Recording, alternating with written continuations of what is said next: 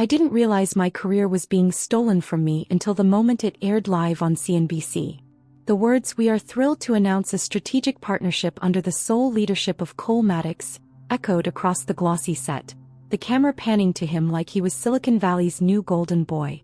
There he stood in a $1,000 charcoal suit, that fake humble grin spreading across his face like it belonged there. I stood frozen in the back of the green room, clutching the coffee he asked me to bring him, as if I were still his assistant and not the woman who had built the entire foundation of his company. My name is Jenna Rourke. I'm 32 with an MBA from Kellogg, a resume that could humble most mid-level VPs on site, and a knack for turning chaotic fintech ideas into sleek, investor-ready gold. I was also the woman Cole had spent 5 years calling his right hand. Now apparently I didn't even have a name. Strategic partner, I whispered to no one. My throat was dry, my face numb. On the screen, Cole was thanking his incredible team, while carefully avoiding any direct mention of me. The intern sitting next to me, some NYU business student with shiny shoes and no clue, nodded along like he was watching history. "That guy's gonna be a billionaire," he said, biting into a protein bar. I wanted to laugh, or scream, or walk straight out of the building and never look back. But instead I watched. Because this wasn't the end of my story. It was the beginning of something far more brutal. 3 months earlier, everything had been different. Cole and I had shared an office so small you couldn't roll back your chair without bumping the other. We worked late. Ate takeout. Sketched valuation models on glass walls with dry erase markers like over-caffeinated kids. He used to joke that we were a startup power couple without the sex, and I used to laugh like it was charming, not demeaning. He had the charisma, the easy charm, the perfectly tousled hair and the golden retriever smile that made venture capitalists reach for their checkbooks. But I had the math, the structure, the market foresight, and the ability to make his wild ideas sound like inevitable success stories. We made a good team. Until we didn't. The fracture started small. He started excluding me from investor calls. Said it was better optics if it looked like he was leading alone. Then my name disappeared from pitch decks. Our equity agreement, originally a 60-40 split, got buried behind legal updates that I wasn't looped into. When I confronted him, he smiled like I was being dramatic. "We're just cleaning things up," he said. "No one wants to fund a company run by 2 people. One vision. One voice. You get that, right?" It wasn't a question. It was a soft shove out the door. But I didn't leave. Not then. Because part of me still believed it was temporary. That the Cole I met, the one who toasted champagne with me in an empty office after our first seed round, was still in there somewhere, buried under ambition and late-stage ego. The final straw came on a Tuesday morning at 8:14 a.m.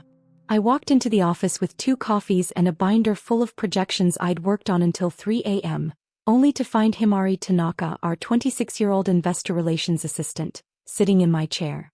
My chair. Cole looked up from the whiteboard like I'd walked in on something awkward. Himari smiled. "Morning, Jenna," she chirped, tapping away at my laptop, the one I'd left locked the night before. I stared at them. At her name already printed on the new business cards sitting beside my screen. VP Strategy. I felt my hand tighten around the coffee cup until the lid buckled. Cole stood, voice all syrup and spin. "We were going to loop you in after the press cycle, but we've made a few internal shifts. You're more of a creative visionary, Jenna. We need you focused on long-term ideas, not execution." I laughed. I couldn't help it. It was loud and short and ugly. "Execution is what built this company," I said. "You want long-term ideas? Here's one."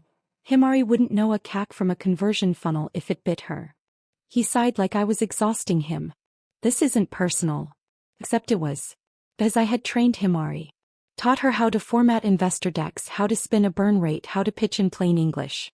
And now she had my desk, my title, my login credentials, and was staring at me like she'd already forgotten how to use the formula I built for Series A retention modeling. That night I cleared out my desk in silence. No fight. No yelling. No emails with subject lines like betrayal. Because I knew something they didn't.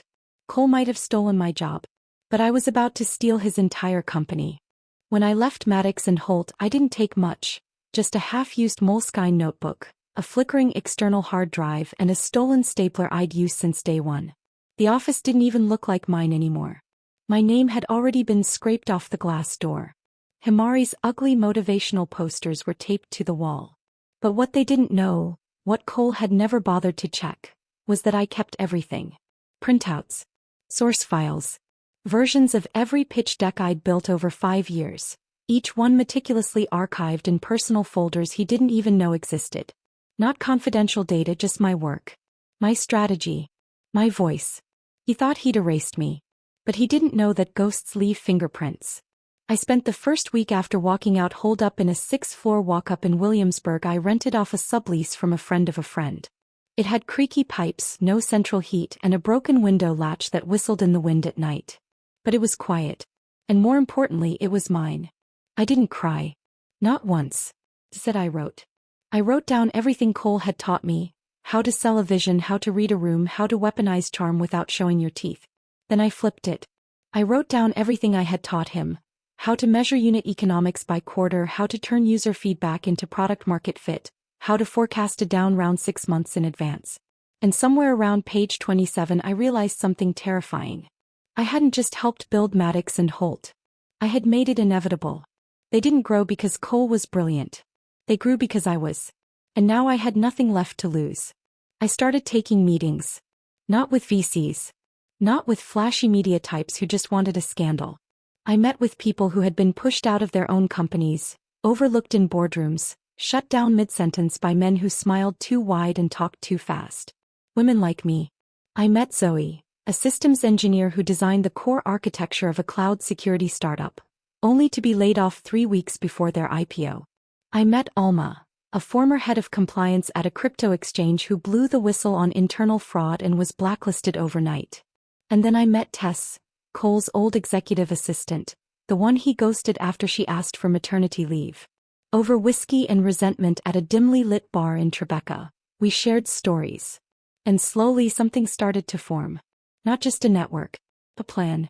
The moment everything crystallized was during a call with one of our oldest clients, Ellis Bradford, the founder of a green energy fund in Boston. I had helped secure his Series A 3 years ago and we'd stayed in touch. He called to say congratulations. I blinked. Congratulations for what? For your promotion. Cole said you were stepping into a new advisory role.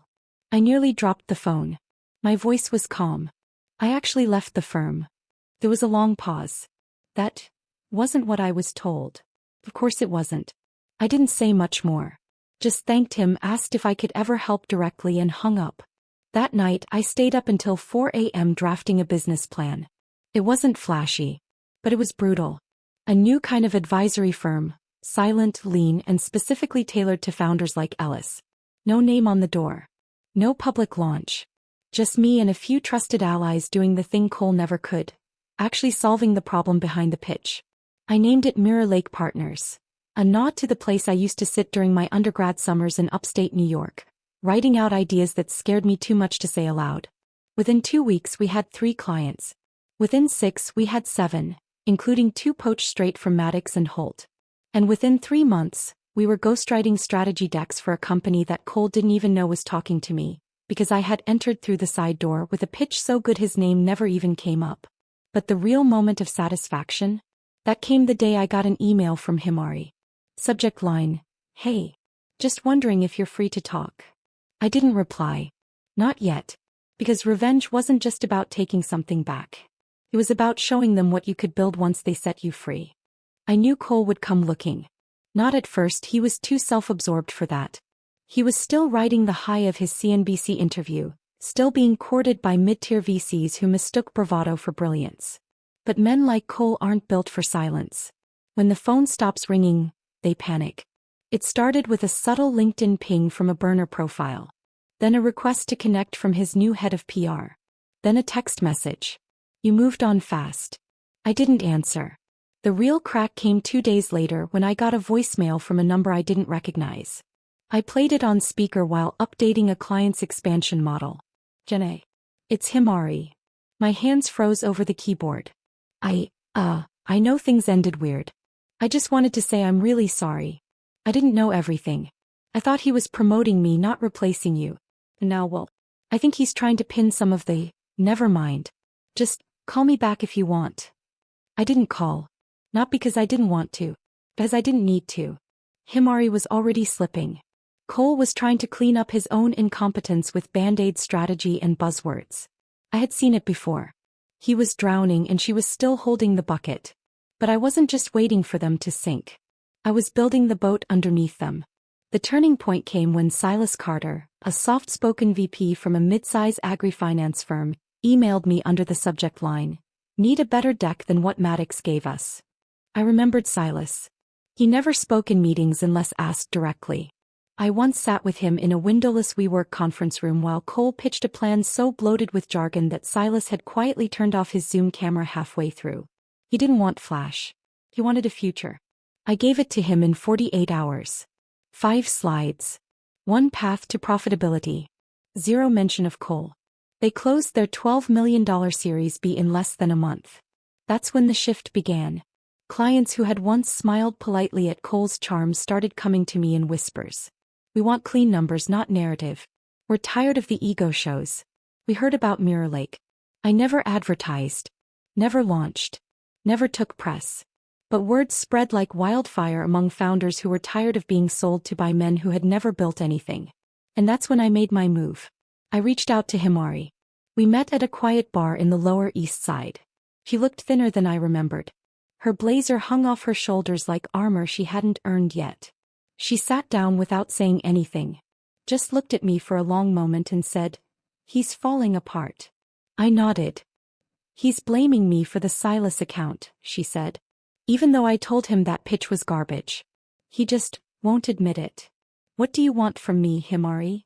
She looked away. Her voice softened. "Just a way out." I studied her.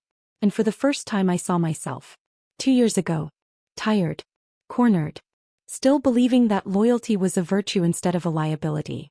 "I have one condition," I said. She looked up hopeful. "You come clean. To everyone. About what happened." He swallowed. "Okay. And then," I added, "you help me finish what I started." Her eyes widened. "You're trying to bring him down." I smiled. "No. I already did." That night she sent me a copy of Cole's latest pitch deck. It was a disaster. Bloated valuation. Fabricated projections. A partner slide that still had my name cropped from an old photo like he'd forgotten to update it. He was recycling my work and doing it badly. The next day I submitted an anonymous report to one of the regulatory firms that had previously passed on auditing Maddox and Holt. I included 6 discrepancies, 5 of which could be publicly verified. And then I waited. It didn't take long. 2 weeks later, TechLedger published a quiet story buried between 2 product launches. Maddox and Holt faces internal review after investor complaints. Cole issued a statement calling it a minor discrepancy. But the phone stopped ringing. Clients ghosted. And then one by one they came to me. As Himari and I sat side by side in my borrowed office space, small, messy and filled with caffeine wrappers, I looked at her and said, "This is how we rebuild." She smiled, something new in her expression. Not relief. Pride. We weren't just fixing something broken. We were replacing it. Piece by piece. From the inside out. The first time I walked into the Empire Summit, I was holding Cole Maddox's briefcase.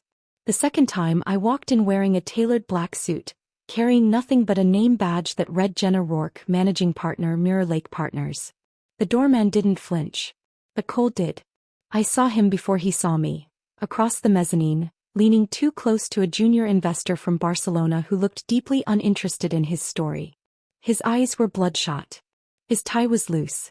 There was a desperation in the way he gestured, like he was trying to animate the air around him into relevance. He turned, saw me, and paused. For the first time in our entire working relationship he didn't smile. I held his gaze for 3 full seconds, then walked straight past him like he didn't exist. The summit had once been his stomping ground. 2 years ago he keynoted the opening session with a speech titled, "The Currency of Confidence." That year his face was printed on the lanyards. This year he wasn't on the agenda at all. But I was. My panel was tucked into the late afternoon slot, headlined modestly as Quiet Capital, Redefining Growth Strategy Beyond the Hype. When I stepped onto the stage, half the audience was on their phones. By the end of my second slide you could hear a pin drop. I didn't talk about myself. I talked about results. How inflated valuations had masked systemic rot. How growth was never the problem, mismanagement was. How strategy, not charisma, is what sustains a business past Series C. I didn't name names. But I didn't have to. Anyone in that room who had ever seen Cole swagger through a pitch deck already knew exactly who I meant. By the time I stepped off stage, I had 4 messages from investors. One was from James Tolland, a billionaire tech fund manager who had once said, "You've got a sharp mind, Jenna, but you're not really a front-of-house person." His message simply read, "We need to talk." I smiled. Later that evening, while making my way to the coat check, I passed Cole again, this time sitting alone on a low leather couch in the hotel lobby. He looked up and I could see the panic swimming beneath his casual posture. He stood. "Jenna," he said. "Can we talk?" I didn't stop walking. "You're making a mistake," he called after me. "I made you." I turned. Fully. Deliberately. "No, Cole," I said, my voice low and measured. "You buried me. I'm the one who crawled out." His mouth opened. But there was nothing left to say. Not in that lobby. Not in this world. The next morning, a headline dropped in Fast Finance Weekly. "The Rise of Mirror Lake. Meet the woman disrupting traditional growth strategy and poaching the old guard's clients." It wasn't flashy. It wasn't vengeful. It was inevitable. Cole didn't call again. But Himari told me he'd been showing up late to meetings. Forgetting names. Slipping behind on deliverables. His investors were circling. His board was growing quiet. His assistant, one he had replaced her with, had already jumped ship. I wasn't interested in watching him implode. I was interested in replacing what he built with something stronger, smarter, and immune to men like him. Mirror Lake scaled fast. We hired people who had been silenced at other firms. Analysts who had ideas but were told to stay in their lane. Women who had gotten too pregnant, too opinionated, too brilliant for their former bosses. We gave them room. We gave them credit. We gave them fire. And that fire started to spread. But I wasn't done. Not until the one thing Cole cared about more than money was taken from him. His legacy. The day I ended Cole Maddox's career started like any other. Black coffee. A morning run along the East River. My usual silent meditation on the rooftop of my building, watching the city move like a machine too big to break. But I wasn't nervous. As I had already won. The Catalyst Growth Forum wasn't just another industry event. It was the event. An annual summit of the sharpest minds in finance, strategy, and early-stage capital. Getting on the keynote list was like being knighted by the old guard. Getting the final slot of the day? That was blood in the water. I didn't pitch myself. They came to me. The organizer had emailed, "Your name keeps coming up. We'd love for you to close the event with something fresh, honest, and, frankly, disruptive." I knew what they were asking for. They wanted fire. They wanted a show. They wanted to watch someone fall. I gave them all 3. The ballroom at the Langham was packed. 500 people. Investors. Founders. Journalists. And in the third row, wearing a tired suit and hollow eyes, Cole. He hadn't been invited. But he was there anyway, hoping to reclaim relevance by proximity. I stepped onto the stage in black heels and a white silk blazer, calm as an executioner. The lights dimmed. The screen behind me flickered to life with the title of my talk. "The Cost of Invisible Work. How We Misidentify Genius, and Who Pays the Price." I didn't look at Cole. Not at first. I looked at the room.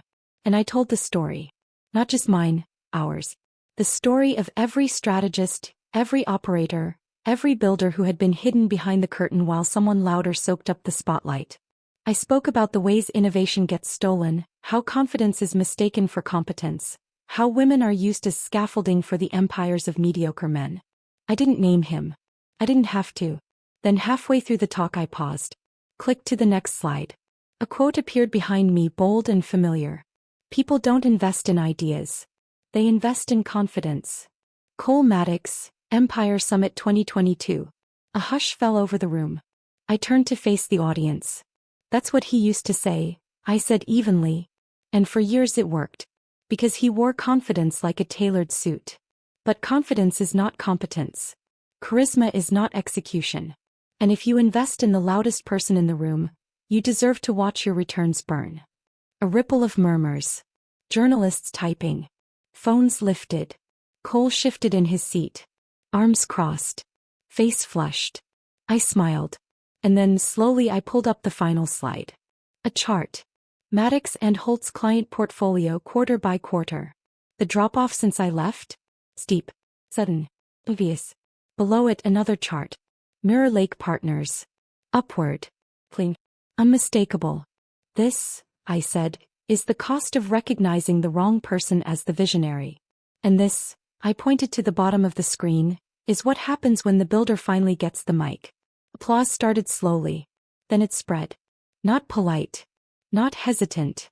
Explosive. As I stepped down from the stage, I passed Cole without stopping. He didn't look up. Didn't speak. Didn't move. Because for the first time in his career, there was no room left for his voice. By the next morning, a clip of my talk had over 2 million views. By the end of the week, 3 of Cole's remaining clients had issued statements severing ties. And by the end of the month, Maddox and Holt quietly dissolved under the weight of lawsuits, debt and reputation collapse. He had tried to bury me. And I had written his eulogy on stage. 6 months after I took the stage at Catalyst, I walked into the same building where Cole Maddox once told me I was too analytical to lead. Only this time I wasn't following anyone in. The elevator dinged softly as it opened to the 34th floor, my firm's new headquarters. Mirror Lake Partners had outgrown its cramped WeWork corner and now occupied an entire floor in a minimalist glass tower in Midtown. I stepped into the space. It didn't feel like a tech company. It felt like a war room that learned how to breathe. Open desks. High ceilings. A curated hum of quiet confidence. People were working. Really working because they weren't afraid of being invisible anymore. I walked past our strategy bullpen where Tess, yes that Tess, was outlining expansion models to a founder from Toronto. She looked up briefly, nodded and kept going. She didn't need to impress me. She was here because she belonged. Every person in this office had been underestimated somewhere else. Now they were the reason our client portfolio included clean energy startups, women-led VC funds, green tech companies from Norway to New Mexico. No more fake metrics. No more hockey stick growth, graphs built on air. Just results. Quiet. Unshakable. That afternoon I sat down for an interview with the Financial Current. The journalist asked all the predictable questions. How did Mirror Lake scale so fast? What did I learn from Maddox and Holt? Do I feel vindicated? I answered calmly. Then she asked something I didn't expect. What do you want people to remember you for? I paused. Not because I didn't know. Because I wanted to get it exactly right. I don't care if they remember me, I said. I care if they remember the shift. That moment when the people doing the work stopped disappearing behind the ones who only knew how to talk about it. She nodded slowly like she knew she'd found the poll quote. Before she left, she asked if I wanted to comment on Cole Maddox. I said no. Because that chapter was already closed and not just in my life. Across the industry things were changing. The younger generation of founders didn't want cults of personality anymore. They wanted substance, structure, integrity, the stuff no one ever celebrated, but that held companies together when the charm wore off. Later that night, after everyone had gone home, I walked through the office one last time. The city sparkled outside the windows, restless, unfinished, ambitious. Like me. On my desk sat a leather-bound notebook. The same one I'd carried out of Maddox and Holt the day I walked away. I flipped it open. On the first page, written in my own handwriting, were the words I had scrawled half asleep the night everything started. They think I'm replaceable. But they're standing on work they didn't build. Let them climb. I'll pull the ground out from under them. I closed the notebook, turned off the lights, and left.